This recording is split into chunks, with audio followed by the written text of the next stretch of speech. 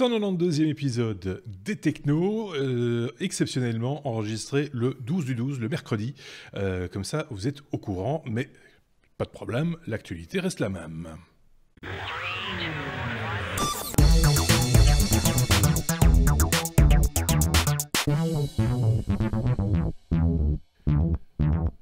À un jour près, évidemment, l'actualité reste la même, parce que, bon, voilà, s'il se passe des trucs ce jeudi, il faudra pas nous en vouloir, on n'en aura pas parlé. 192e épisode, l'année se termine tout doucement, j'espère que tout se passe bien chez vous, merci de nous suivre une fois de plus, encore 1000 merci pour les pouces vers le haut sur YouTube, pour les commentaires, pour les étoiles sur les plateformes de podcast, etc. N'oubliez pas de vous abonner si vous ne vous êtes pas encore abonné à notre chaîne YouTube ou à notre podcast, donc n'hésitez pas, c'est notre seul salaire, je tiens à le rappeler comme à chaque fois. Les chroniqueurs de cette semaine sont ceux-ci, les voici. D'un côté, Sébastien, de l'autre côté, Xavier. Sébastien toujours à Cape Town, avec une bande passante un peu moisie cette fois-ci. Hein. C'est pas évident tous les jours, manifestement, d'avoir... Mais apparemment, ils font passer la fibre sur les poteaux extérieurs. C'est ça que tu m'avais expliqué la dernière fois. C'est ça, la fibre, c'est pas enterré ici, donc c'est un petit peu soumis aux aléas de la météo et de la maintenance un petit peu aléatoire. Voilà, c'est ça, donc du vent, des intempéries, des oiseaux qui viennent se poser sur la fibre. Voilà, ils ont la fibre, mais elle n'est pas au bon endroit. Xavier, ça faisait un petit moment qu'on ne l'avait pas vu. Xavier, ça va bien? Effectivement. Ça va bien, merci. Donc voilà, courrier des auditeurs, il y a eu des trucs qui ont été publiés, ça et là. D'ailleurs, je tiens à relever un message important, c'est vrai qu'on n'en a pas parlé la semaine passée, parce que ça ne nous avait pas sauté aux yeux. C'était l'annonce de la nouvelle box chez Free. On va avoir l'occasion d'en reparler dans cet épisode, hein, Seb, si je dis pas de bêtises. C'est ça. Donc, ça voilà. fait partie du sujet du jour, ouais. C'est encore celui qui est le plus éloigné de France qui va en parler. Géographiquement, s'entend. Mais c'est vrai que depuis la Belgique, quand on prépare un épisode des Technos, dans l'actualité, ça dépend un peu des chroniqueurs, évidemment. Hein, chacun a ses petites marottes, mais c'est pas le genre d'information qui nous saute nécessairement systématiquement aux yeux. Et si on considère aussi, c'était ce que Benoît avait d'ailleurs répondu lorsqu'on avait été interpellé là-dessus, c'est que voilà, il voyait pas très bien ce qu'il aurait pu rajouter vu sa connaissance du domaine par rapport à ce qui avait été déjà dit chez nos confrères podcasteurs ou autres sites d'information technologique. Donc voilà, on ne pensait pas pouvoir en parler en tout cas la semaine dernière. Ici, manifestement, Sébastien a un petit peu creusé la question et donc on aura l'occasion de revenir dessus. Il y aura un bonus à cet épisode, je peux déjà l'annoncer également, où on prendra beaucoup de hauteur pour une fois de plus parler de l'espace, puisque ces deux-ci aiment particulièrement parler de l'espace. Et on étranglera quelques idées reçues sur le fait que certains disent pourquoi encore aller dans l'espace, ça sert à rien. Si vous verrez dans ce bonus que ça sert quand même à deux, trois petits trucs importants de votre quotidien, de nos quotidiens aux uns et aux autres. Je ne sais pas si l'un d'entre vous avait un truc à rajouter, Xavier, Sébastien, rien pour votre défense. On peut entamer alors à ce moment-là notre abécédaire tout à fait classique. C'est parti avec la première lettre. La lettre A comme Apple. On va parler d'Apple avec Xavier, tiens, pour une fois. Ouais, c'est étonnant. Hein. C'est étonnant. Les ventes on va croire que je n'aime pas la marque en plus, mais c'est pas le cas. Hein. C'est pas le cas, non. On sait bien. On va parler d'Apple en Chine. Manifestement, ils ont quelques soucis avec la vente d'iPhone. Voilà, c'est parce que c'est chinois que j'en parle, hein, mais non, en fait c'est le fabricant de puces Qualcomm qui a fait un appel sur la violation des brevets depuis automne 2017. Ça concerne en fait des brevets qui sont par exemple pour la gestion des apps sur les écrans tactiles ou bien pour le redimensionnement des images. Et il y a un tribunal chinois qui a finalement rédigé une ordonnance temporaire qui interdit la vente de certains smartphones de la marque Apple. On parle des iPhone 6 et 6 Plus, 7 et 7 Plus, 8 et 8 Plus, mais heureusement pour la marque, ceux de cette année-ci, donc le XS, XS Max et le XR ne sont pas impactés parce qu'ils ont un modem de la marque Intel. Alors, ils sont interdits de vente, ils sont aussi interdits d'offrir la vente, mais on sait évidemment que l'application de cette panne va être contestée par Apple et ça pourrait ne pas durer très longtemps, mais quelques mois certainement. C'est un peu fou, hein, tout ce qui se passe avec, enfin, entre nous, entre notre monde et la Chine. Je ne sais pas si on en parle dans cet épisode, je ne l'ai pas vu en tout cas dans la conduite, mais tout ce qui se passe autour de Huawei. Je ne suis pas sûr de l'avoir bien prononcé une fois de plus. Huawei, c'est ça, enfin, quelques problèmes de sécurité manifestement, ou quelques problèmes politiques aussi aux États-Unis, mais aussi en Europe apparemment sur leur technologie qui est utilisée au niveau professionnel. Hein. On ne parle pas ici des smartphones, etc. On parle des appareils qui sont utilisés sur les réseaux 4G par exemple, les routeurs, des choses comme ça. C'est ça, Xavier. Mais pas seulement, parce que j'ai lu une news, on sort un peu du cadre ici, Bien sûr. On peut. J'ai lu une news aujourd'hui même, en fait, sur le fait que la Belgique étudie la possibilité de bloquer Huawei pour tout ce qui est 5G, aussi pour des raisons d'espionnage ou de sécurité, en tout cas, et protection de la vie privée ou protection de tout ce qui est brevet industriel, etc. Donc, c'est quand même, on n'est pas le seul pays et il y a quand même beaucoup de pays qui en parlent. Donc, il n'y a jamais de fumée sans feu, je pense. Hein, et on sait qu'il y a déjà des marques qui ont procédé à de l'espionnage industriel ou des atteintes à la vie privée. Donc, voilà. Si vous entendez des bruits bizarres, c'est pas à cause de Huawei, c'est à cause de la fibre sud-africaine qui a joué un petit tour à l'instant. Alors, je sais pas ce qui s'est passé. Il y a un tut bip. C'était assez rigolo. En fait, quand les Africains nous espionnent, il y a un petit bip dans le. C'est un petit peu particulier. Donc, j'ai un peu peur qu'on perde le réseau à un moment donné avec Sébastien. C'est pas grave, on continue. Il n'y a pas de souci. Je sais pas si tu avais entendu, toi, Sébastien, parler de cette histoire Huawei aux États-Unis et en Europe également. Cette espèce de manque enfin, absence ou faute de confiance entre guillemets par rapport à la boîte. Oui, il y a eu pas mal d'histoires par rapport à ça. Maintenant, j'ai pas suivi en détail exactement ce qui s'est passé, mais bon. Ok, d'accord. De toute façon, c'était une parenthèse. On y reviendra sans doute dans un prochain épisode ou même peut-être dans un hors-série ou un bonus si l'un de nos chroniqueurs pioche un peu plus. La question, passe à la lettre suivante. Ah ben, on parle encore de la Chine. C'est nouveau. Après la lettre A comme Apple, C comme Chine. La Chine qui veut visiter la face cachée de la Lune. C'est une fois de plus Xavier qui s'y colle. Voilà, on reste en Chine, mais on s'en éloigne quand même très fort. C'est la CSNA, l'agence spatiale chinoise, qui va envoyer un rover sur la face cachée de la Lune afin d'étudier la possibilité d'y installer une base permanente. En fait, donc, cette face de la Lune, elle reste inexplorée. Il n'y a aucun homme qui a posé les pieds dessus et elle attise encore pas mal de curiosité. Et apparemment, elle aurait quand même une surface fort différente de la face visible de la Lune où il y a déjà plusieurs appareils qui ont été, et même l'homme. Cette fois-ci, c'est un module chinois, le Change 4, qui a décollé ce 8 décembre à bord de la fusée Longue Marche 3B. Ça fait un nom très... c'est poétique. Voilà. Et la mission Change 4 a pour mission d'étudier les ressources du sol et tout ça pour déterminer si on va pouvoir s'y installer de manière prolongée. Ce qui m'a un petit peu interrogé, c'est qu'ils vont faire des tests biologiques. Ils vont embarquer en fait des œufs de bombix, des semences de pommes de terre et de plusieurs autres plantes très résistantes. Et donc, moi, je me pose quand même la question, on va emmener déjà des œufs, des choses comme ça sur la Lune pour faire des tests.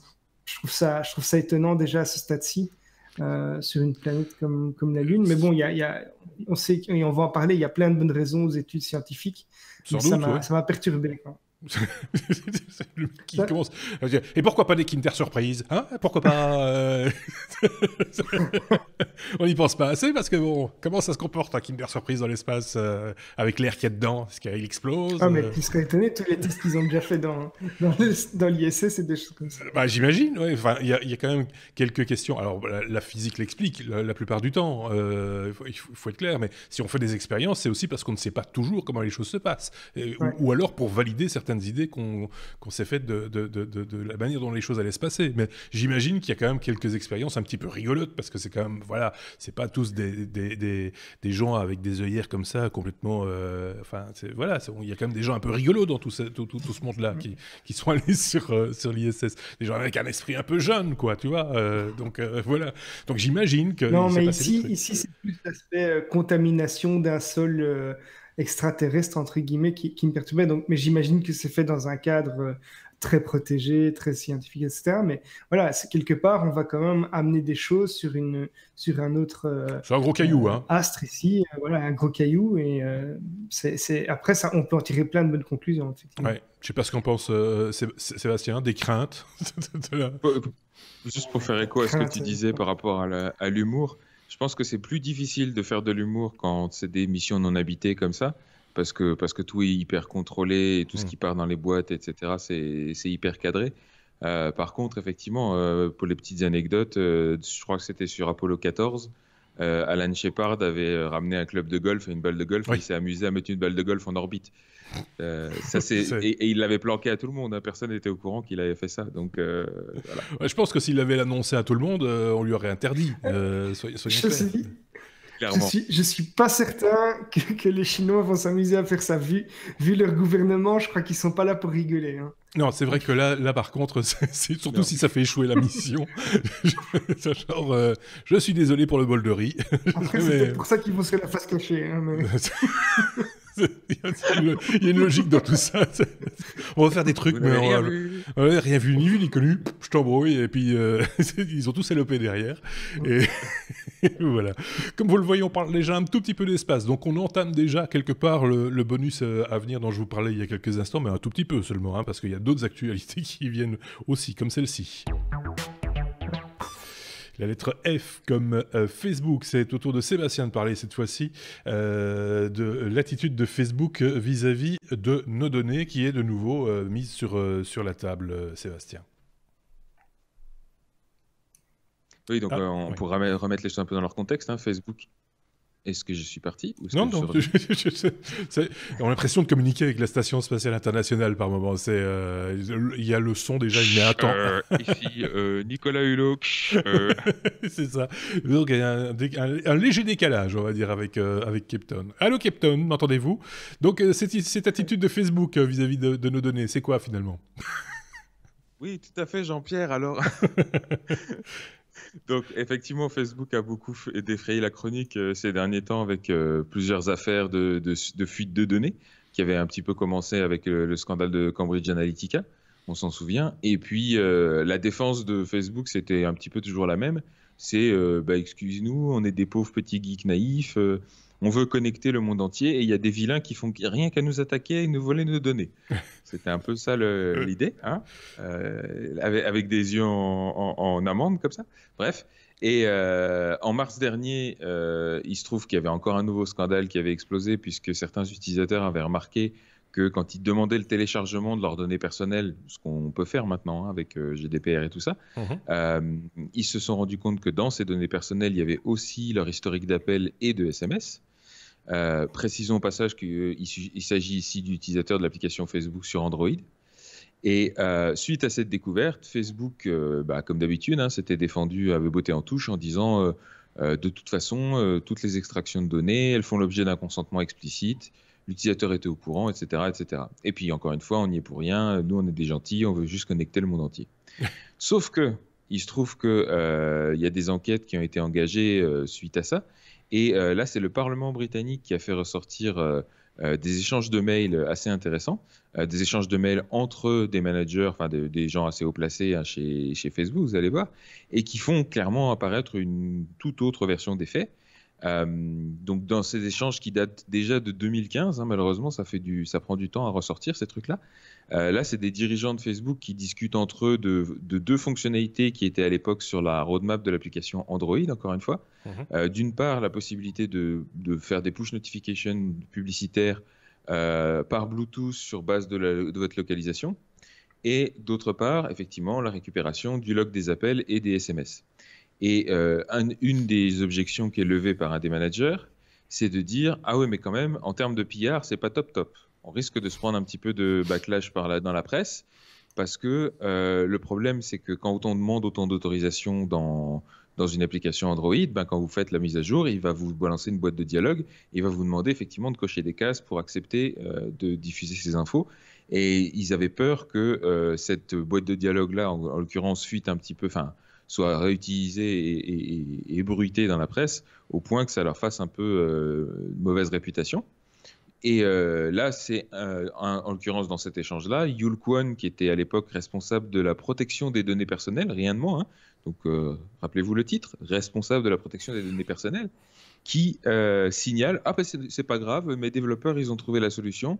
Il suffit qu'on demande une seule autorisation, on demande que le log des appels, et du coup, ça passe à l'as. Dans le système d'autorisation d'Android, il n'y a rien qui va s'afficher explicitement à l'utilisateur. Ce sera tout planqué, ça va passer comme crème. Et puis, les gens vont juste faire la mise à jour et vont même pas se rendre compte qu'on leur demande des trucs en plus. Donc, voilà. Ça montre bien que les mecs, zéro scrupule, ils y allaient volontairement pour essayer de cacher des demandes d'informations supplémentaires. Et ça a bien marché, puisqu'en l'occurrence, il n'y avait pas eu de traitement dans la presse outre mesure à l'époque quand ce truc-là a été sorti, et on s'en rend compte seulement maintenant. Et entre-temps, évidemment, c'est des données qui sont super précieuses pour Facebook, puisque ça leur permet en gros de savoir à qui vous parlez et avec quelle fréquence. Donc de vous faire des suggestions d'amis et d'augmenter la qualité, la densité de leur réseau, et donc de tout ce qu'ils peuvent faire avec toutes ces données, surtout quand on met ça en corrélation avec les histoires de je partage mes données, mais du coup je partage les données de mes amis sans être au courant. Enfin voilà, c'est assez joyeux tout ça. Donc la défense de l'innocence et de la naïveté, elle a de plus en plus de mal à passer. Et j'avoue que même moi, qui étais un petit peu mitigé sur... on se rappelle, on en avait parlé. Ouais. On avait parlé là, je commence à déchanter un peu. Effectivement, et je pense que tu n'es pas le seul. Autour de moi, en tout cas, j'en vois qui réagissent de la même manière en disant « Bon, là maintenant, ça suffit. C'est bon, hein, on va arrêter les frais. » De plus en plus, parce qu'en plus, la plateforme n'offre plus... l'effet de surprise et le côté sympatoche, machin, on a retrouvé tous nos amis, etc., étant un peu passé, tout le monde n'y voit plus vraiment d'intérêt. Les événements des dernières semaines et même, je dirais, des derniers jours tentent à prouver que c'est quand même un nid à connard, excusez-moi l'expression, mais je veux dire, il ne faut pas lire les commentaires issus de Facebook, quoi. Sinon, vous tirez une balle tout de suite, tellement on a l'impression qu'on vit dans un monde de crétins, et ce qui est peut-être le cas, hein, mais là, franchement, on atteint des niveaux que même Twitter n'arrive pas à atteindre, hein, à certains égards. Et surtout, ce qui fait peur, c'est, comme tu dis, des commentaires qui volent pas haut et dont une partie est non négligeable et attribuable facilement à des gouvernements et à des agences occultes, on va dire, qui soufflent sur les braises pour justement créer de la haine, de la peur, etc. Il y a le tout. Il y a le tout, parce qu'il y a aussi tous ceux qui ne s'informent qu'au travers de la bulle Facebook, et en particulier du groupe dans lequel ils sont du groupe qui y font partie. Et donc forcément, c'est des gens qui sont complètement désinformés et qui se basent sur des trucs complètement... là, de nouveau, on sort un peu du chemin, parce que c'est dans l'actualité aussi, et donc forcément, on en parle. Mais donc voilà, et c'est vrai pour des événements qui se sont passés à l'instant. Je te passe la parole dans un instant, mais c'est vrai pour mais finalement c'est vrai depuis longtemps. Il faut arrêter de se voiler la face. C'est quand même un nid à crabe, quoi. À un moment donné, il faut dire les choses comme elles sont, Xavier. Ouais, un autre fait marquant, c'est quand tu vois le nombre de personnes qui donnent un avis sur un article ou sur une news, et en fait, ils n'ont pas lu la news, ils n'ont pas lu le titre. le fond. Et donc, en gros, ils réagissent juste sur le titre qui est souvent putaclic, et et qui se font un avis qui est parfois complètement hors sujet ou à côté de la plaque parce que l'article en fait veut dire tout autre chose. Alors on pourrait dire c'est vrai partout ailleurs, etc. Mais les algorithmes, la manière dont les choses s'affichent dans Facebook, etc. contribuent à ça plus que sans doute la manière dont les choses s'affichent dans Twitter, pour vous donner cet exemple-là, ou ailleurs. Donc voilà, c'est vraiment un écosystème qui... Allez, disons le mot, pue du cul. Voilà, c'est fait. Le type qui s'énerve. Non, mais c'est vrai, à un moment donné, il faut dire les choses. Enfin, je sais pas chez vous ce que vous en pensez. N'hésitez pas à partager ça en commentaire. Là, c'est sur YouTube, en l'occurrence. Donc, on modère nous-mêmes les commentaires. Et on est vraiment à 1000 lieues, entre guillemets, de la manière dont les choses se passent sur la plateforme Facebook. Donc, voilà. Ça, plus la news que tu donnais, ça donne toutes les bonnes raisons, peut-être de débrancher la prise à un moment donné, quoi. YouTube, un monde où les commentaires sont tellement plus sains que sur Facebook. Ben oui. Surtout, ça dépend du contenu, là, par contre. Oui, ça dépend du contenu, mais quand bien même. Il y a des fois... Par exemple, on sait que vous deux, par exemple, on vous aime pas. On aime bien le duo précédent. Les To Be Techno, Benoît et Bruno, ceux-là, on les aime bien. Ils sont sympas, ils sont gentils. Les autres... Je rigole, hein, c'est parce qu'on a eu un commentaire. On a eu un commentaire qui nous a dit, enfin c'est Burnout si je dis pas de bêtises, sur les commentaires qui nous disait j'aime bien ce duo, et donc du coup on a pris un peu la mouche, mais pour rire, il faut pas non plus, voilà, qui a dit ouais. Et là, tu rigolais toi? Bah moi je rigolais évidemment, parce que moi je te connais. Donc, voilà. Donc c'est un peu le principe aussi, hein. On peut le dire, chez les technos, il y a différents chroniqueurs, on change de place, c'est un peu un jeu de chaise musicale, et puis chacun prend ce qu'il a envie de prendre, et puis c'est pareil pour les news, vous pouvez avancer dans la vidéo, dans le son, si vous écoutez ça en podcast, et choisir la news que vous avez envie d'écouter, c'est assez logique, et on vous en voudra pas pour ça, soyons clairs. On passe à la suite si vous voulez bien. Free. Libre, je veux être libre. Free, la nouvelle box. Je ne sais pas. Il a inventé un film dans lequel il y aurait eu ça, ou une série télé, ou une chanson. Je viens de l'inventer. Ça va pas plaire à Burnout, hein. Free qui annonçait la semaine dernière sa nouvelle box. Tu t'es penché sur cette question, Sébastien, et tu vas pouvoir nous dire ce que tu en penses. Voilà, donc effectivement, petit rappel des faits rapidement. Le 4 décembre dernier, Free a annoncé sa nouvelle Freebox Delta, avec aussi toute une offre matérielle et logicielle intégrée autour. C'est assez conséquent, puisque avant, ils avaient tendance à annoncer du nouveau matériel, et puis le logiciel passait un petit peu en second plan. Là, c'est vraiment une espèce d'écosystème assez renouvelé, on va dire, qu'ils ont annoncé. Alors, au niveau matériel, première nouveauté de l'offre, c'est qu'ils vont supporter maintenant la fibre jusqu'à, accrochez-vous à vos sièges, amis belges, 10 gigabits par seconde. Oui, ça nous fait. Voilà. C'est pour ça qu'on n'en a pas parlé. Il a fallu digérer cette info. Voilà. C'est ça. Alors, évidemment, c'est uniquement dans les zones supportées, sauf que les zones supportées en France, ça représente quand même 10 millions de foyers. Ah bah oui. Voilà. Donc, elle passe pas dans les arbres comme chez toi. Oui, c'est ça. Elle passe pas dans les arbres, celle-là, c'est sûr. Et c'est quand même une première pour une offre grand public. Il n'y a encore aucun opérateur, même en France, qui est proposé 10 gigabits par seconde pour du grand public, encore une fois. Deuxième nouveauté, toujours dans ce modem routeur, on se souvient que dans l'offre Free, il y a deux boîtiers, comme assez souvent. Il y a le modem routeur et il y a le boîtier multimédia séparé. Là, dans le modem routeur, vous avez aussi un NAS d'1 Tera par défaut, que vous pouvez monter jusqu'à 20 Tera. Donc c'est quand même pas négligeable. Ouais. J'ai pas vu si c'était du multidisque dur comme on a dans les NAS Synology. Oui, on peut faire du RAID. 4 disques. Il me semble qu'on peut. Il me semble aussi. Voilà. Voilà.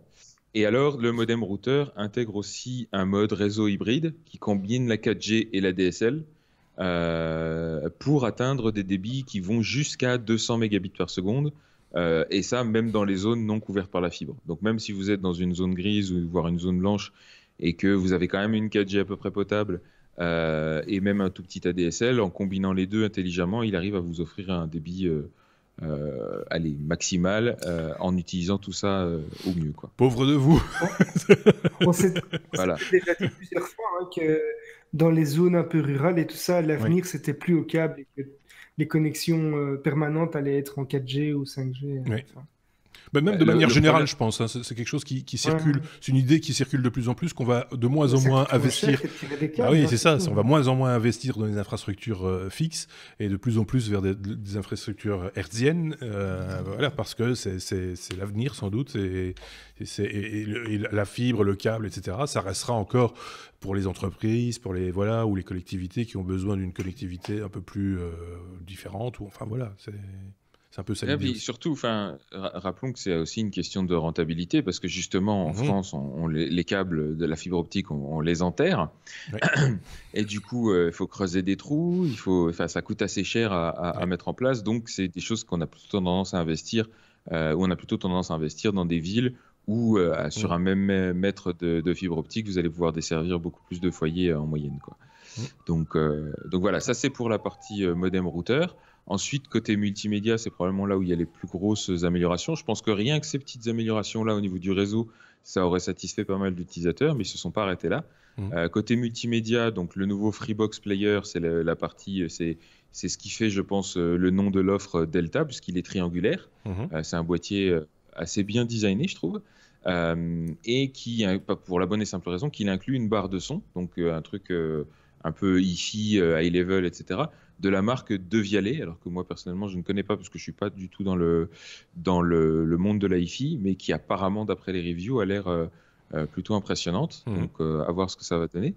Il supporte le rendu de vidéo en 4K HDR, donc un peu comme les nouvelles Apple TV et tout ce qui s'ensuit. Et au passage, l'interface télé a été complètement repensée. Certains disent que c'est clairement une copie de l'interface de Molotov. On se souvient, Molotov, c'est ce service qui vous permet d'accéder de manière beaucoup plus moderne et numérique, on va dire, à toutes les chaînes de télé. Oui. Et en plus de ça, le Freebox Player supporte également Alexa, donc le système d'assistant intelligent d'Amazon. Et ils ont, pour la bonne forme, ils ont même jeté leur petit assistant maison, qu'ils appellent OK Freebox.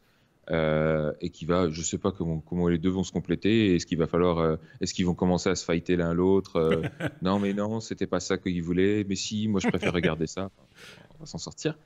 Tout ça, c'est fourni avec une télécommande qui est tactile et rechargeable sans fil, donc avec le système Qi. A priori, ça voudrait dire que vous pourriez aussi recharger votre téléphone juste en le posant sur le boîtier, puisque la base de recharge, elle est dans le boîtier directement.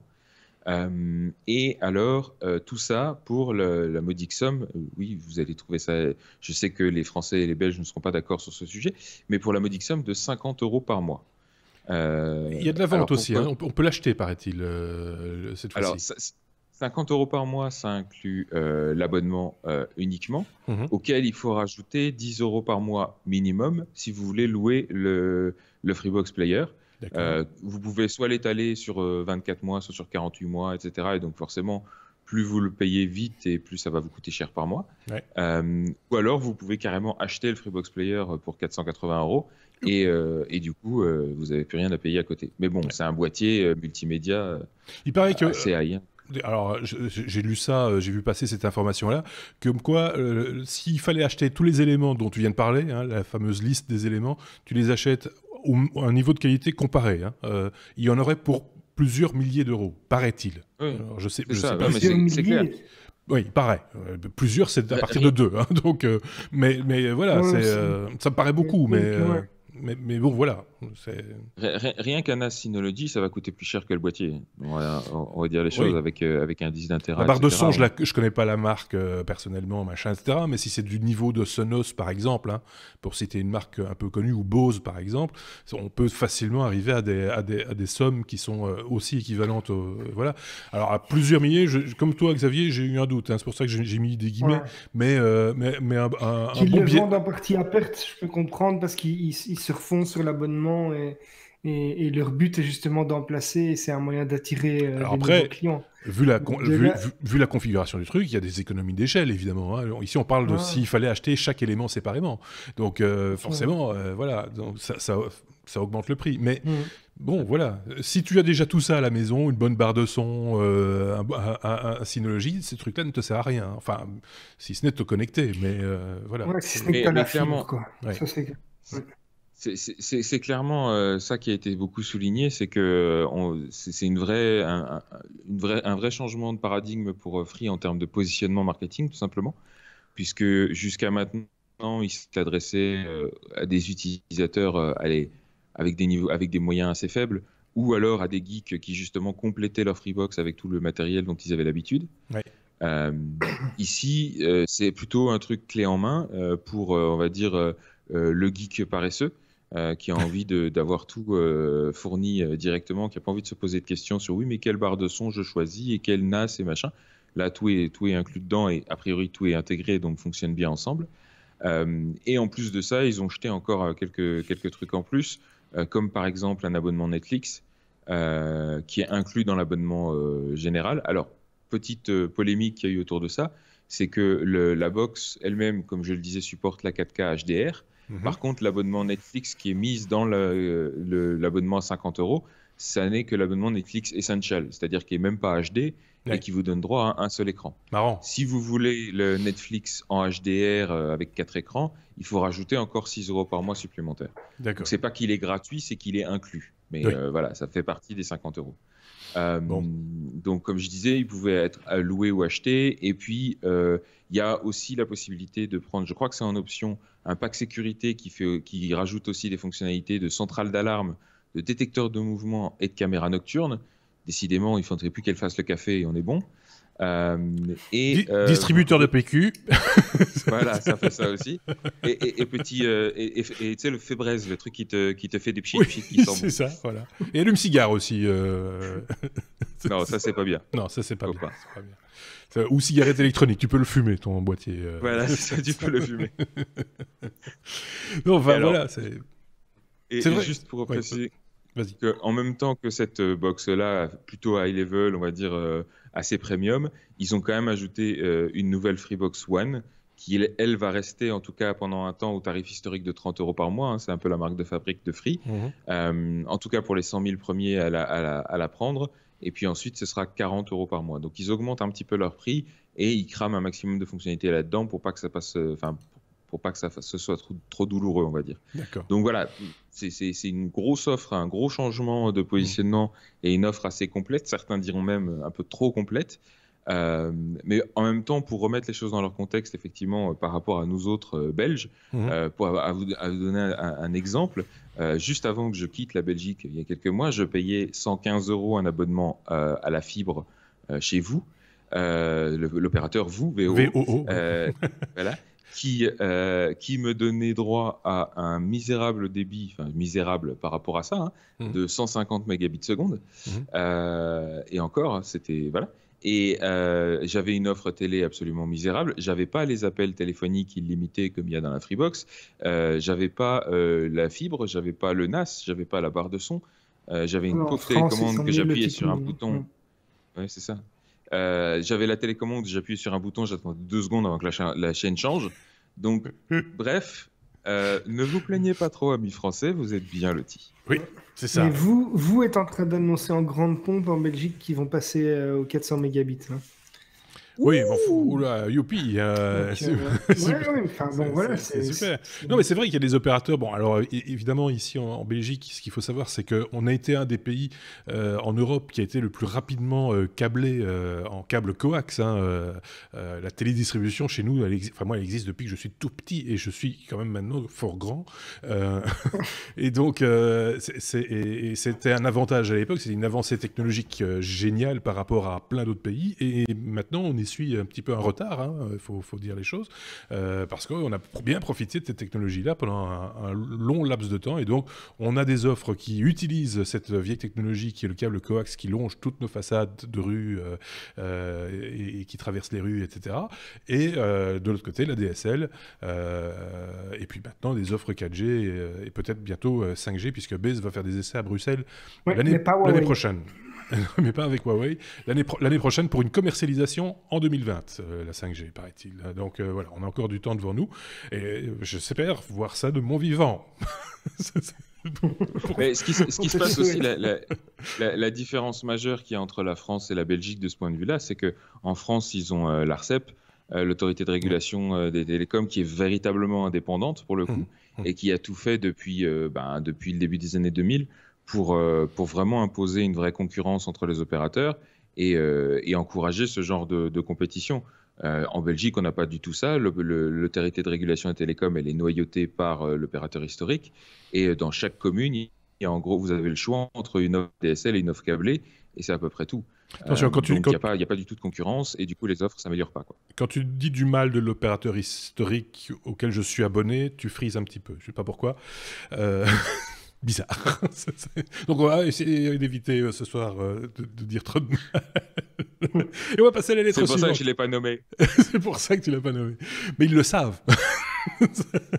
Voilà, on a bien fait de parler de la box free. Désolé de ne pas l'avoir fait plus tôt, mais voilà. Et là, en l'occurrence, Sébastien s'est penché sur la question.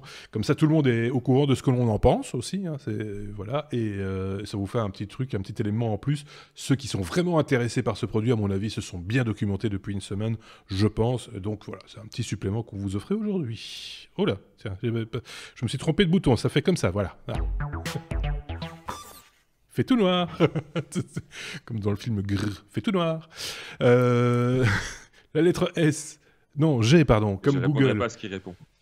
Non, moi non plus. C'est pour ça que tout d'un coup, je me dis, est-ce que je fais la suite ou pas Ceux qui connaissent l'ont fait en cœur, t'ira voir sur YouTube. Fait tout noir. Bon, allez. Google. Google. Une faute. Alors, moi, j'ai dit de la lettre S, mais non, c'est la lettre G comme Google. Comme quoi, une faute de frappe peut coûter cher, justement, à Google. Je ne sais pas qui en parle, en fait, de ça. C'est moi. Ah, voilà, Xavier parle. Ouais. Donc, effectivement, c'est lors d'un test sur le fonctionnement du placement publicitaire, il y a une petite erreur de manipulation d'un employé qui a coûté la bagatelle de 10 millions de dollars à Google. En gros, l'employé a appuyé sur une mauvaise touche et il a envoyé une fausse pub sur des milliers de pages. C'était pas moi. Et donc, pendant 45 minutes, aux États-Unis, il y a, au lieu de publicité, il y a eu un rectangle jaune qui apparaissait à la place des pubs. Mais donc, Google a réglé ça assez rapidement. Ceci dit, ils ont décidé d'honorer quand même le paiement aux annonceurs, aux personnes chez qui il plaçait de la pub. Et donc, le gars a fait une double erreur parce qu'en plus, le coût pour 1000 impressions, donc le CPM, était 10 fois supérieur à la normale. Donc, c'est 25 $ au lieu de 2,5 entre 2,5 et 4 $ en temps normal. Donc, le gars a fait une belle bourde. Il y a des personnes qui ont vendu de l'espace publicitaire qui se sont régalées pendant ce temps-là, même s'ils n'annonçaient pas grand-chose. Et on sait que c'est déjà arrivé par le passé, notamment parce que Google avait recours à l'intelligence artificielle, mais depuis, ils ont mis normalement des sécurités et j'imagine qu'ils vont encore en mettre d'autres pour que ceci n'arrive plus, quoi. Il y a des erreurs comme ça, hein. Faut faire un peu attention. Moi, chaque fois, quand on parle d'erreurs comme ça, je pense à Homer Simpson dans sa centrale nucléaire, tu vois, le genre qui pousse le mauvais bouton. C'est un peu... Ou alors, c'est le stagiaire. Mais c'est pas vrai. C'est jamais vrai. Il faut bien le dire. Non. C'est ça qui fait peur. De toute façon, s'il y a un stagiaire qui fait une bourde, c'est son responsable qui en est. Ben oui, c'est ça. Il a bien un maître de stage, le stagiaire, à un moment donné. Alors là, c'est la lettre G encore, pour un truc qui s'appelle G2IA, je vais le dire comme ça. C'est quoi? C'est un espèce de GIEC franco-canadien de l'intelligence artificielle, si je dis pas de bêtises. C'est qui n'en parle? C'est Xavier, encore une fois? Non, c'est Sébastien qui parle de cette histoire-là, c'est ça. Donc effectivement, vous connaissez tous le GIEC, c'est le groupe intergouvernemental sur l'évolution du climat, oui. Qui regroupe 195 pays. Oui. À travers le monde quand même, et dont on connaît les rapports à chaque fois accablants par rapport au changement climatique. Ici, c'est la France et le Canada qui ont fait un petit peu les gros titres la semaine dernière, puisque à l'occasion du G7 qui se tenait à Montréal, ils ont annoncé une initiative commune entre France et Canada, dont ils espèrent qu'elle va rallier aussi d'autres pays évidemment, dont le but est de créer un organisme assez similaire au GIEC, mais dans le domaine effectivement de l'intelligence artificielle. Donc ce qu'ils appellent le groupe international d'experts en intelligence artificielle, abrégé en G2IA. Alors, la mission du truc, ce sera de réfléchir en gros aux enjeux de l'intelligence artificielle. Et alors, je cite, de soutenir et guider l'adoption responsable de l'IA, axée sur le respect des droits de la personne, l'inclusion, la diversité, l'innovation et la croissance économique. Alors, autant les droits de la personne, le respect des droits de la personne, l'inclusion, la diversité, l'innovation, je dis oui. Aller caler encore de la croissance économique à tout barzingue là-dedans, c'est un petit peu contradictoire avec les objectifs du GIEC pour le coup. Mais bon, on ne va pas s'attarder là-dessus. Hein. Évidemment que la croissance économique, tout le monde sait que c'est l'objectif par excellence. Irony inside. Et puis, alors à côté de ça, ils veulent faciliter la collaboration internationale entre les scientifiques, l'industrie, la société civile, les organisations internationales et les gouvernements. Donc, comme je disais, l'annonce a été faite pendant le G7. Maintenant, c'est une initiative canadienne et française. Ils espèrent pouvoir rallier d'autres pays qui sont en avance aussi en termes d'intelligence artificielle, comme par exemple le Japon, l'Allemagne, le Royaume-Uni ou les États-Unis. Mais alors là, ils vont avoir un autre obstacle, hein, qu'on ne nommera pas, mais qui a un renard orange sur la tête.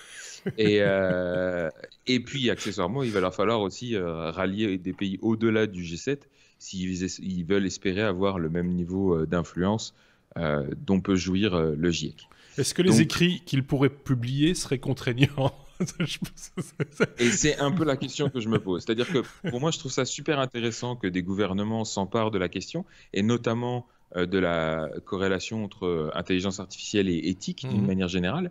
Parce qu'effectivement, si on laisse les entreprises privées faire ce qu'elles font, on voit bien ce que ça donne avec Facebook ou avec Google, ça part un petit peu à volo, et à un moment donné, il faudra quand même que les gouvernements mettent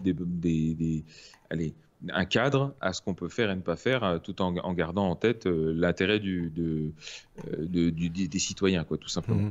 Donc c'est intéressant qu'ils s'en emparent. Maintenant, effectivement, si leurs rapports et leurs préconisations ont le même poids et engagent les mêmes types d'actions très peu concrètes que celles du GIEC, typiquement, ouais, à quoi ça sert, quoi. Ça va être aussi assez limité. Si c'est juste pour parler et faire des belles déclarations et puis on signe des accords et puis les gens se retirent au bout de 2 semaines, ça va être compliqué l'histoire. Donc c'est intéressant, on va pas dénigrer le truc d'emblée, on va voir ce qui en ressort.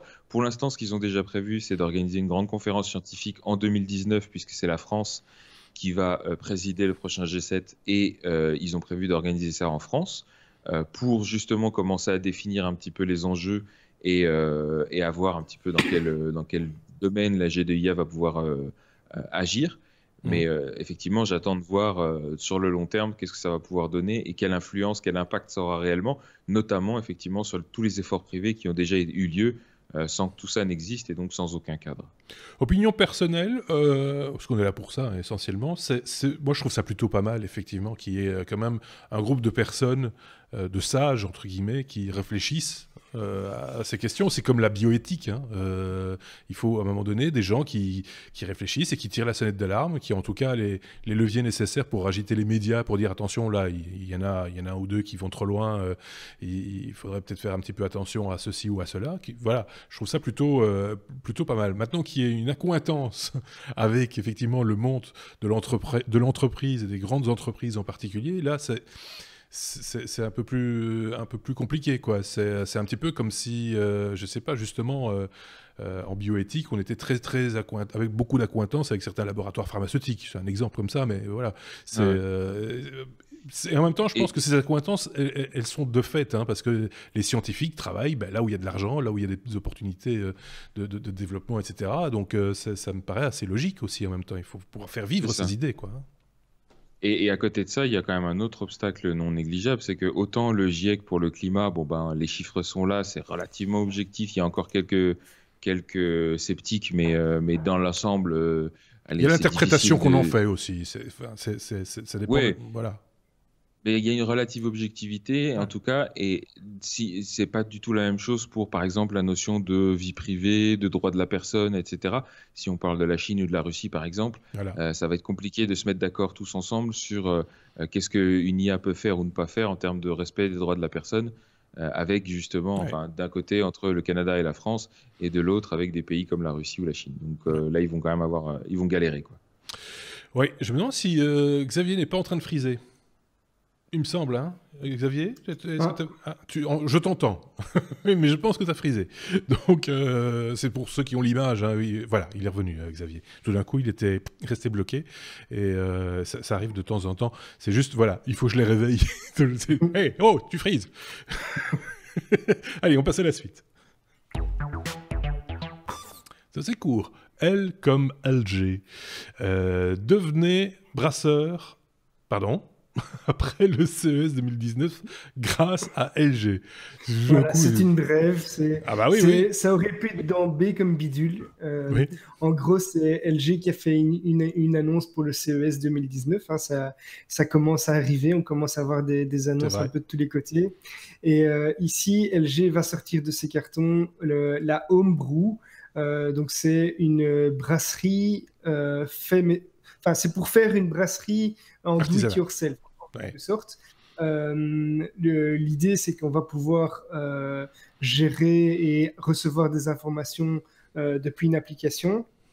Donc, on va pouvoir choisir des goûts et des choses comme ça. Par exemple, ils annoncent que ça va ressembler un petit peu aux bières belges, à quelques bières américaines, l'IPA et la blanche, une stout anglaise et une bière Pils.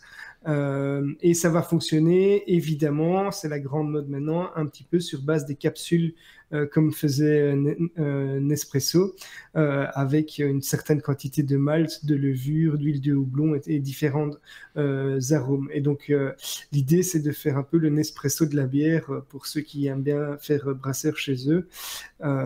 Et la machine est capable de contenir 5 litres de bière. Donc voilà, je connais des gens qui expérimentent un petit peu le côté brasserie chez eux. Il y a un mouvement de microbrasserie, en tout cas en Belgique, je ne sais pas en France. En Belgique, il y a énormément de microbrasseries, de qualité variable, mais en général bourrées de bonnes intentions chacune. Ici, c'est de la pico-brasserie, c'est-à-dire c'est encore plus petit.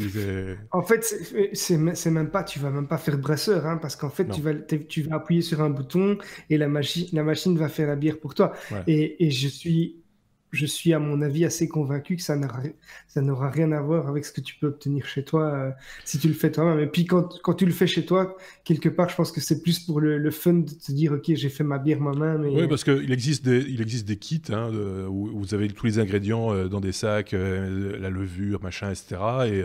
Et à vous, après, d'appliquer la recette, hein, en gros. Par contre, ce qui me chagrine un petit peu avec leur idée, c'est des capsules, donc des déchets, donc...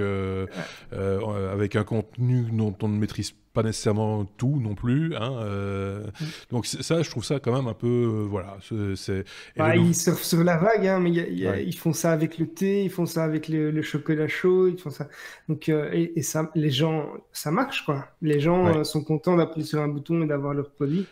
Et, en même temps, moi, je suis pas convaincu. 100 fois plus cher le litre ou le kilo. Enfin. Je suis pas du genre à... Je veux dire, voilà, je fabrique pas mon savon de ma machine à laver moi-même ou je lave pas avec des cailloux, quoi. Mais là, en l'occurrence, des choses simples de la vie, comme faire du café ou faire du thé... Ça aurait pu être un oui, mais non, c'est juste parce que... Oui, voilà, j'allais le dire.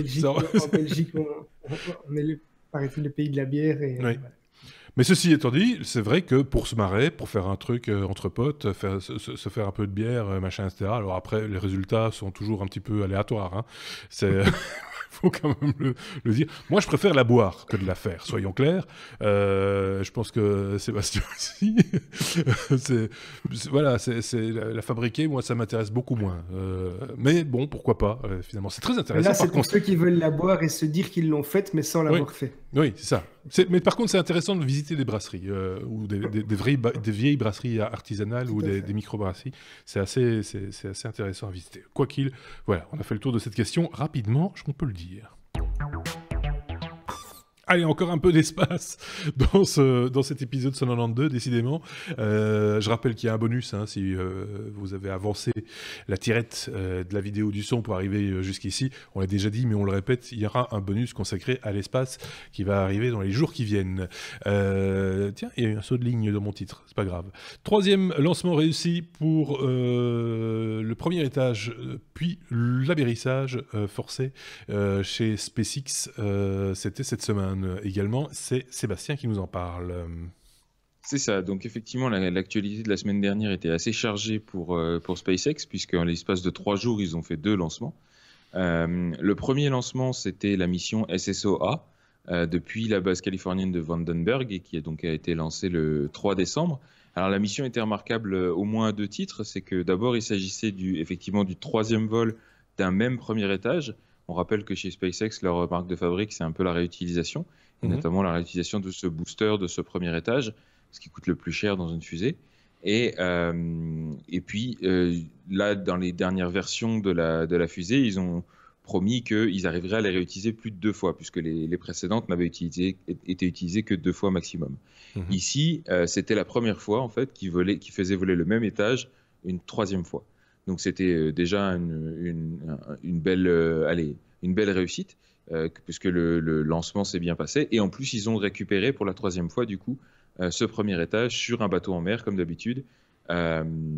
Et tout s'est bien passé, ils ont récupéré ça nickel. Donc, belle réussite. Ils ont démontré que maintenant, leur lanceur était vraiment réutilisable plus de 2 fois. Autre chose qui était assez remarquable sur cette mission, c'est la charge utile.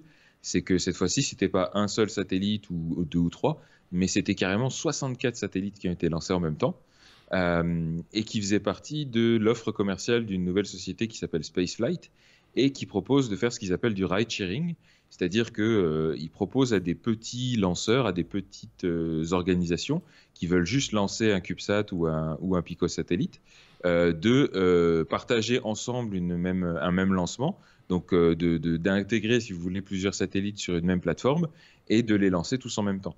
Et c'était le premier lancement de cette société. Et donc, parmi les 64 satellites, ça représentait 34 organisations de 17 pays différents. Et dans ces organisations-là, il y avait aussi bien des gouvernements que des écoles, des universités, des sociétés privées, bien sûr, et même une école primaire. Alors, une école primaire privée, d'accord, mais quand même, une école primaire dont les gamins ont développé, avec l'aide d'un prof assez passionné, leur propre CubeSat, et qu'ils ont lancé dans cette plateforme. Et je vous invite d'ailleurs à aller voir sur le site de Spaceflight, il y a des petites histoires comme ça qui sont super intéressantes. Et là encore, le lancement s'est déroulé sans encombre. Donc tout a été déployé sur une orbite basse héliosynchrone, c'est-à-dire pour que ça passe toujours au-dessus du même point à la même heure du jour. Et comme je disais, le premier étage a bien été récupéré. Donc quand on voit ça, on se dit chouette, en fait, maintenant, la récupération du premier étage, c'est devenu la routine. À chaque fois, ils le récupèrent, nickel, il n'y a pas de problème, que ce soit sur un bateau en mer ou sur Terre, ça passe crème. Sauf que le lendemain était prévu un autre lancement, comme je disais, celui de la mission CRS-16, qui était une mission de ravitaillement, donc là pour le compte de la NASA, une mission de ravitaillement de la Station spatiale internationale, depuis la Floride cette fois-ci, donc depuis Cap Canaveral. Et déjà, le lancement a été retardé de 24 heures parce qu'à un moment donné, ils ont dit « Oups, on a oublié de changer un composant dans une des expériences qu'on a embarquées. » Donc, hop, ils ont annulé le lancement, ils l'ont repoussé au lendemain pour pouvoir faire un petit changement.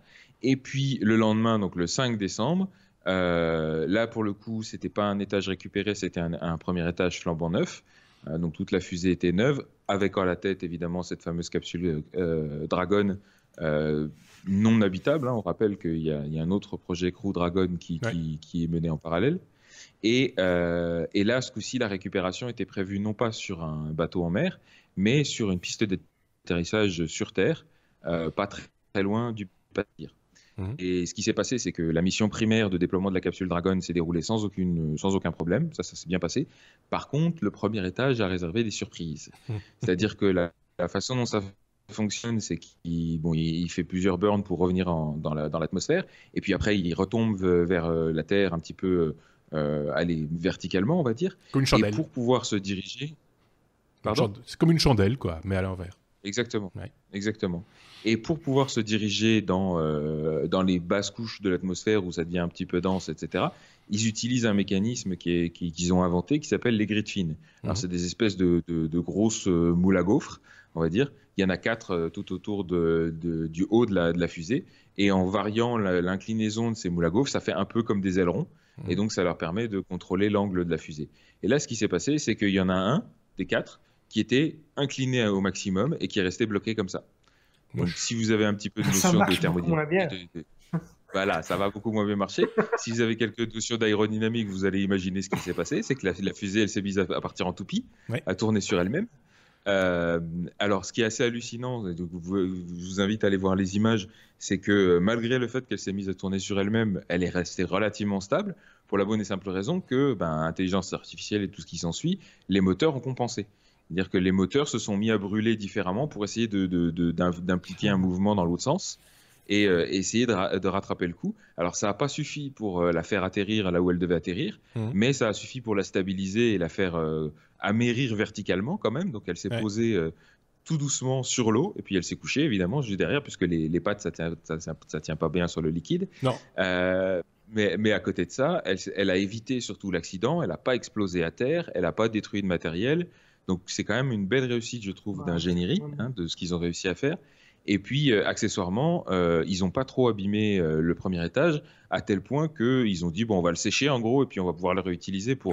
Alors, on va peut-être pas le mettre une... Oui, c'est ça. Pour le barbecue. Pour le barbecue, t'allumes les moteurs, et puis tu vas griller les saucisses. Non, ils vont pas l'utiliser sur une mission commerciale, mais ils excluent pas l'idée de l'utiliser pour une mission interne. Pourquoi pas pour lancer les satellites de la constellation Starlink, à voir dans quoi ils vont le réutiliser. Mais ferait-il que c'était quand même une belle réussite. Et alors, ce qui s'est passé, en gros, le diagnostic a déjà été fait, c'est que ces fameux grid fins sont ils bougent grâce à des pompes hydrauliques. Et il y a une pompe, c'est la même pompe hydraulique qui gère tous les grid fins, et il n'avait pas de secours. Parce qu'ils se sont dit, de toute façon, ce truc-là, qu'elle atterrisse, c'est pas critique. C'est bien, mais c'est pas critique. Et donc, ils n'avaient pas prévu de redondance. Donc là, ce coup-ci, ils vont prévoir une redondance. Ils vont juste rajouter une deuxième pompe hydraulique, et le problème sera réglé. Donc, pour ceux qui n'ont pas l'image, oui, ces fameuses grid fins, y arriver, ces espèces de raquettes de tennis ou de tapette à mouche, moi j'avais dit aussi, ça ressemble un petit peu à ça. Et moi, quand j'ai vu ça la toute première fois, je me suis dit, c'est pas possible, on dirige pas cette fusée verticalement avec ces machins-là. Et quand on regarde les vidéos, effectivement, on les voit travailler. C'est au millimètre. À l'image, moi je savais pas du tout que ça servait à ça. Je pensais que ça servait simplement à stabiliser la fusée verticalement quand elle était posée. Une fois posée. Là, ça a une utilité. J'ai appris quelque chose. Alors, moi, je vous conseille... Et donc, ils vont la réutiliser pour partir sur la face cachée de la Lune, c'est ça? C'est ça. Où il y a des mouches et des Kinder Surprise. Non, mais tout va bien. Tout va très très bien. Il n'y a aucun souci. Moi, je vous conseille... Toi, tu l'as chopé la vidéo sur YouTube, je vois, mais si vous suivez le compte Instagram de SpaceX ou d'Elon Musk, vous pouvez aussi voir des micro-résumés, des petites vidéos. Ça a bien fait rigoler Elon, ce truc-là. Il était très, très content du résultat. C'est assez particulier de voir le patron de la boîte dire « Oh, youpi !» C'est quand même un petit échec, quoi. Il faut dire les choses comme elles sont. Ouais, mais voilà. C'est ce qu'on appelle un échec gracieux. Ils ont bien échoué. Le diagnostic était fait quasiment dans les 2 jours. D'ailleurs, c'était intéressant parce que tout le monde... Je vous invite vraiment à aller voir la vidéo. Pour ceux qui s'intéressent à ça et qui sont anglophones, Everyday Astronaut, Tim Dodd, il fait des reportages absolument hallucinants, il maîtrise son sujet et il est passionné. Donc allez voir le petit commentaire qu'il a fait et vous allez voir que les diagnostics, ils ont été faits quasiment dans la foulée et puis toute la communauté s'y est mise. Tout le monde a décortiqué les images au microscope pour essayer de comprendre ce qui s'était passé. Et voilà, c'est juste passionnant de voir le miracle d'ingénierie qu'il y a derrière tout ça, quoi. Tout ça a évolué à une vitesse fulgurante et bon, voilà. Je rappelle, un bonus s'en vient dans les jours qui viennent et consacré justement à ce que la recherche spatiale, puisque certains disent ça sert à rien, ça coûte des sous, machin, etc. Ce que cette conquête spatiale a apporté à des choses conventionnelles, on va dire, ou presque d'usage quotidien, presque, hein, pas tout à fait, mais presque. On en parlera dans ce bonus qui arrive. Allez, on parle encore d'Elon, décidément. Elon Musk annonce de nouvelles fonctionnalités pour l'autopilote de sa fameuse Tesla, puisqu'on en est à la lettre T comme Tesla. C'est pour lequel? C'est pour Xavier. Ouais. Et cette fois-ci, c'est comme à l'habitude, hein, il a fait des annonces un petit peu via Twitter. Et il a annoncé qu'il s'est concentré sur l'autopilote et cet autopilote, donc pour les modèles Tesla, seront capables de bientôt gérer les situations urbaines un peu plus complexes, telles qu'un feu rouge, un stop, un rond-point, etc. Et donc Elon Musk aime promettre en fait que la Tesla sera bientôt capable d'aller du garage au parking de l'entreprise sans que vous ayez à toucher le volant ou sans autre intervention humaine. Donc en gros, ils annoncent vraiment la conduite totalement autonome. Même si pour le moment, il y a une absence en la matière dans la législation. Alors, ils sont en train de faire des tests sur la modèle S notamment, et aujourd'hui, on sait que l'autopilote est déjà suffisamment développé pour pouvoir prendre en charge une portion d'autoroute de l'entrée jusqu'à la sortie, c'est-à-dire que sur l'autoroute, l'autopilote va déjà pouvoir changer de bande, ou tenir compte des voitures sur le côté, etc. Et donc, ils sont quand même déjà assez loin sur l'autopilote. On avait parlé il n'y a pas tellement longtemps de cette expérience qui avait eu lieu à Paris, avec un système d'intelligence artificielle qui apprenait de la circulation et commettait des erreurs volontaires pour être en phase avec la circulation. Alors, quand on dit erreur, c'est des erreurs de conduite, des choses que normalement une machine ne ferait pas. Donc, c'est essayer de faire des choses de manière naturelle. Hein, même si, est-ce que conduire, c'est quelque chose de tout à fait naturel? Je sais pas. Enfin, bref. Et donc on conduire aussi mal qu'un Parisien, quoi. Oui, c'est ça. Donc, mais on pourrait dire la même chose. Oui, non, je préférais qu'on parle d'un Romain à ce moment-là, tu vois, à Rome. On a beaucoup moins d'auditeurs de ce coin-là, tu vois. Non, mais c'est vrai qu'à un moment donné, avec les engorgements, les voitures partout, machin, etc., la conduite défensive, entre guillemets, impose que on roule sur les trottoirs, qu'on fasse quelques embardées, des fois un petit peu délicates ou indélicates, selon d'où on se place. Bon, voilà, le mieux, c'est qu'il y ait moins de voitures, hein, et qu'il y ait moins de bruit, qu'il y ait moins de gaz d'échappement, et plus de un petit côté un petit peu plus sympathique, etc. Et peut-être que c'est ce que va amener la voiture autonome, qui sait, hein, à suivre. Juste pour info, ils sont en train aussi de passer à la V3 de l'autopilote, qui sera évidemment encore plus autonome que les versions précédentes. Donc c'est une nouvelle puce en fait, nouvelle puce V3 pour l'autopilote. Ok, bon, on suivra ça comme on a l'habitude de le faire. Ce 192e épisode s'achève peu à peu avec la lettre V. V comme Voyager 2, qui sort du système solaire. C'est un beau voyage, c'est une belle histoire. C'est une romance d'aujourd'hui. N'importe quoi. C'est qui nous en parle? Évidemment, encore Sébastien. Alors, je vais m'auto-corriger tout de suite parce que j'entends déjà les puristes qui vont me sauter dessus. Non, en fait, elle n'est pas sortie du système solaire, elle est sortie de l'héliosphère. Donc, et c'est marrant parce que je me suis corrigé moi-même dans ma petite préparation, mais je n'ai pas corrigé le titre. Donc, et comme moi, je ne fais que passer les plats, j'ai passé un plat de merde, quoi, en gros. Voilà, exactement. Donc, comme je disais, j'ai appelé mon plombier, mais à culpa.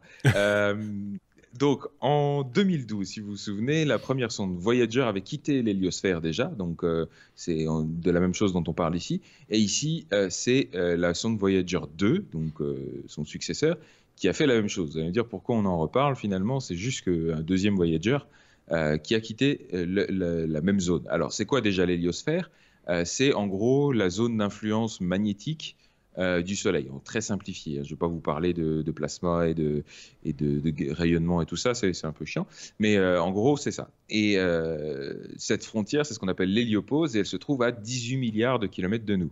Donc ça veut dire que depuis son lancement en 1977, il y a 41 ans, la sonde a parcouru 18 milliards de kilomètres.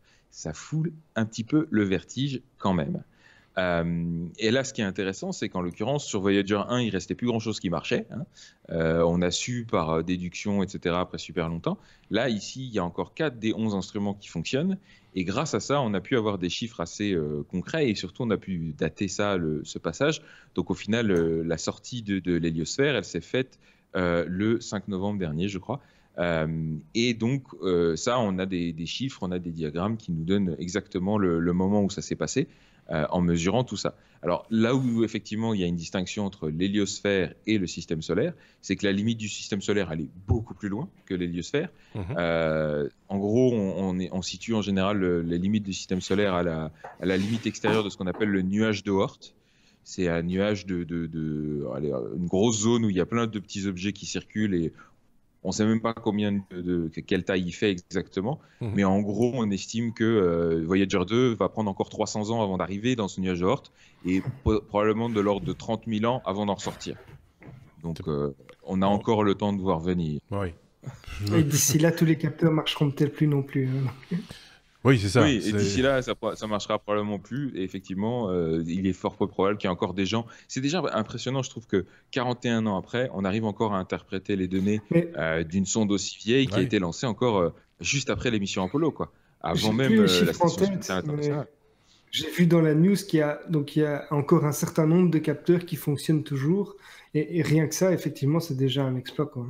Qu'est-ce qui ferait en sorte, c'est une question de béotien, qu'est-ce qui ferait en sorte que les capteurs ou qu'un système sur un engin de ce genre se casse ou ne fonctionne plus de manière optimum? C'est une question vraiment... Mais alors, il y a plusieurs facteurs. Pas tous en même temps. Vas-y, Xavier. Non, Seb. Non, Xavier. Bref.